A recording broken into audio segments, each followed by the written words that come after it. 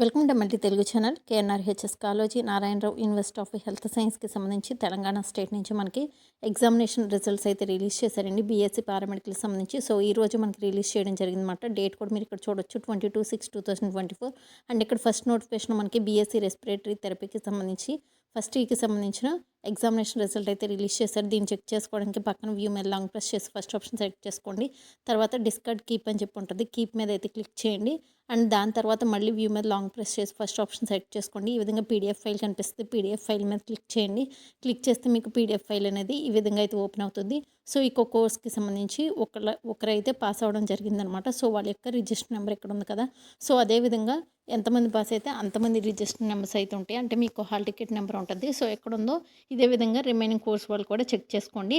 And next చూడండి, మనకి BSc renal dialysis technology first ఇయర్కి సంబంధించిన రిజల్ట్ రిలీజ్ చేశారు. And next BSc radiology and imaging technology first ఇయర్కి సంబంధించి రిజల్ట్ రిలీజ్ చేశారు.